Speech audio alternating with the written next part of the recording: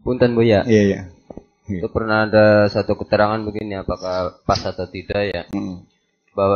Bahwa manusia itu ya selama hidupnya diperintah untuk membangun syariat. Cuman caranya ada melalui lahir, barangkali itu syariat lahiriah, ada juga melalui batin gitu. Seperti contoh itu ada contoh Nabi Musa beserta Nabi Khidir. Nabi Musa itu membangun syariat melalui lahiriah, kalau Nabi Khidir itu juga membangun syariat tetapi melalui batiniah itu. Makanya tidak lepas apa yang dilakukan oleh Nabi Khidir itu tidak lepas daripada syariat juga, tetapi melalui batin gitu. Siapa memang begitu atau gimana Bu ya? Ya, memang rumusannya begitu. Ya, ini sangat tepat sekali. Memang rumusannya adalah pembangunan fisik dan pembangunan non fisik, pembangunan lahir batin, pembangunan fisik dan pembangunan moral, ya kan gitu. Pembangunan struktur dan pembangunan infrastruktur dan pembangunan struktur. Ya seperti itulah begitu. Teori itu ya adalah perpaduan antara umaro dengan ulama. Iya, memang ada keseimbangan. Tetapi ketika kita mencari satu equilibrium, satu keseimbangan atau wazun, disitulah tak kesulitannya. Iya kan? Kita telah lama 32 tahun meninggalkan spiritual. Kita pembangunan fisik aja jebol kan akhirnya. Iya. Satu contoh kemajuan yang ideal yang dibangun secara seimbang kan baru Islam sebetulnya. Di belahan bumi kan pembangunan fisik sebetulnya. Ya Romawi yang negara besar, ya kan. Rusia juga negara besar, Cina juga negara besar, Amerika juga adik kuasa. Telah membuktikan kemajuan secara fisik kan. Mereka menguasai teknologi. Tetapi ingat ketika mereka sudah mencapai segala-galanya, kemakmuran, kemewahan dan sebagainya, ternyata kehampaan juga. Mereka terjebak kan, kok begini jadinya. Hidup ini nggak ada artinya. We are nothing. Untuk apa nih semuanya? Ketika mereka mencapai satu kesejahteraan yang sangat sejahtera sekali. Sebetulnya di atas Kuwait itu ada Swedia itu sampai $20.000 per kapita gross national product itu. Dan mereka punya tingkat hak asasi manusia sangat tinggi sekali, kebebasan dihargai dan sebagainya. Tetapi kenapa kok di Swedia paling banyak orang bunuh diri? Ya iya kan, kehampaan. Nah makanya juga, iya makanya kedua-duanya itu perlu gitu. Hanya bedanya ketika yang membidangi pembangunan spiritual, hasil kerjanya nggak kelihatan. Lain dengan kontraktor, dengan bangunan fisik, jembatan kelihatan, hotel kelihatan. Nah kalau kerja kita kelihatan nggak kelihatan. Berpuluh-puluh tahun orang nggak tahu apa sih kerjanya pakai sakur nih. Ya sebetulnya saya tidak pernah menyalah-nyalahkan siapa saja. Saya ini lagi ngumbangi diri saya sendiri sebagai kiai. Nah kalau ada orang tersinggung ketika saya menyebut kiai, oh berarti Anda beranggapan Anda sebagai kiai kalau begitu tuh. Saya akan tanya lagi, siapa yang angkat kamu jadi kiai? Iya. Jadi sebetulnya ya Kadim, Bitarmi, kiai, itu hanya simbol sebetulnya kan. Paham beli sirki? Itu Bitarmi kan beli wonge. Dalam cara masa cari itu, ya secara kebetulan aja namanya Tarmi. Tapi yang dengan Tarmi saya kan nggak ada orangnya, sebagai simbol aja. Simbol atas seorang perempuan yang miskin, tukang burung ngoyos, yang hidupnya sederhana dan menerima apa adanya, dan dia menerima jadi orang miskin, dan dia bahagia dalam kemiskinannya. Paham? Saya berulang-ulang bahwa kesengsaraan kamu itu bukan karena kemiskinan kamu, bukan kemiskinan yang membuat kamu jadi sengsara. Yang menyengsarakan kamu itu ketika kamu tidak terima jadi orang miskin. Iya, iya. Selama ini Bu ya, ada saudara-saudara kita yang masih sangat anti sekali dengan ajaran-ajaran kesufian.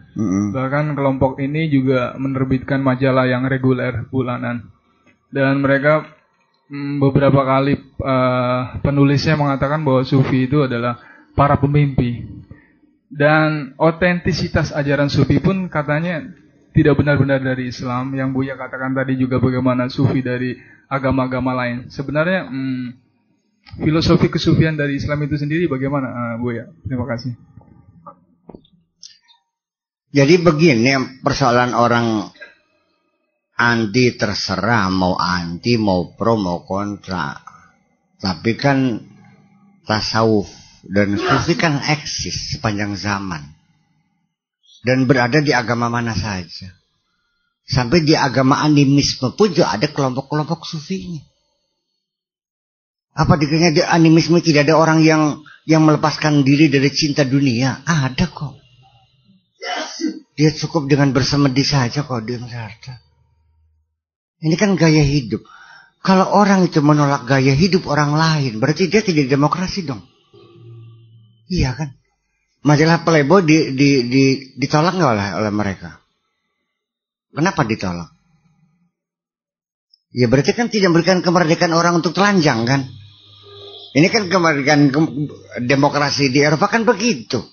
Mereka nggak ada urusan kok. Eropa itu memberikan kebebasan orang mau akidah apa saja, mau bilang tidak bertuhan juga silahkan, mau bertuhan silahkan, mau berzina di box telepon itu juga silahkan, nggak ada yang nangkep kok. Iya kan? Dan dengan cara semacam itu Anda akan mengkristal sendiri. Tetap saja ja'al haq wa zaqal batil. Tetap yang akan memimpin orang-orang yang baik kok. Ingat bahwa perbedaan di negara-negara berkembang, ketika presiden, ketika menteri ya berbuat cabul, skandal seks dengan sekretarisnya, ya kan, bahkan memperkosa, cuek aja kok, dia nggak jatuh nggak apa. Tapi di negara Amerika begitu presiden pacaran aja geger nih. Iya kan? Kenapa? Kalau di sana sih pemimpin harus bersih, harus jujur, harus orang patriot. Kalau rakyat sih terserah mau ngelacur, mau mabok terserah. Tapi kalau presiden nggak boleh mabok dong. Kalau di sini nggak, rakyat harus jujur. Kalau pemimpin biar itu persoalannya. Jadi ya saya tidak melakukan counter untuk orang yang menolak keberadaan sufi. Ya itu terserah mau nolak mau enggak, yang sudah eksis kok. Iya kan? Barangkali mau buat undang-undang dilarang berpola tasawuf gitu ya, silahkan buat undang-undangnya. Ya, khalwat dilarang. Ya kan begitu. Tahlil dilarang. Boleh silahkan. Silahkan aja nanti pemilu ikut menang, kira-kira menang. Dilarang mengubur manusia pakai maisan. Jadi nggak usah pakai dikubur lagi, dibakar sama kremasi. Silahkan, yang penting menang aja dulu. Ya kan, jadi begini. Jadi artinya bahwa kecongkakan intelektualitas itu yang menjebak mereka semuanya. Bukan hanya sufi, sampai mereka meniadakan jin apa itu nggak ada, itu jin setan sihir nggak ada.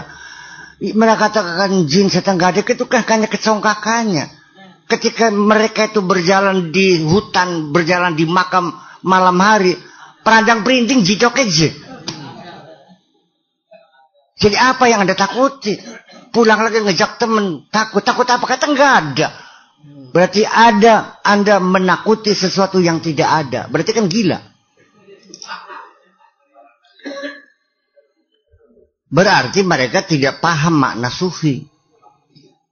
Saking tidak pahamnya, pada ngarang tasawuf modern. Yang mana modern ini?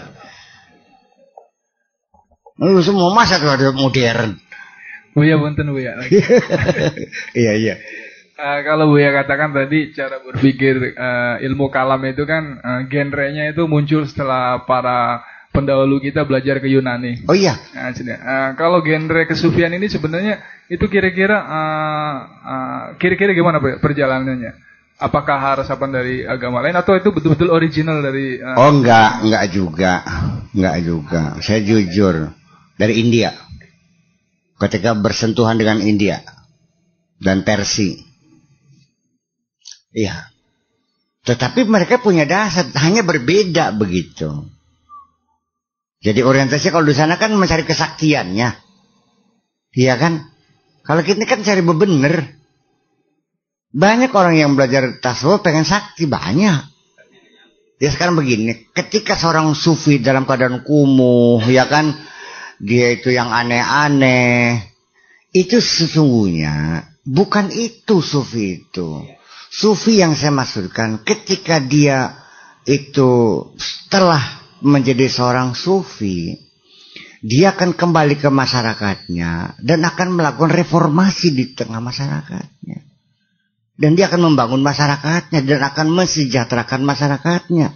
Dan dia akan memimpin masyarakatnya. Yang menjadi sasaran saya, siapa yang menjadi sufi? Adalah panglima angkatan bersenjata. Adalah Bapak Kapolri.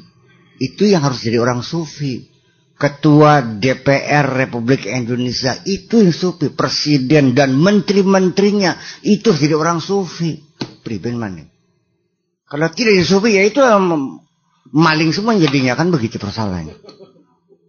Ya ketika orang itu sudah tidak cinta dunia, untuk apa dia mencuri? Orang udah gak cinta dunia kok.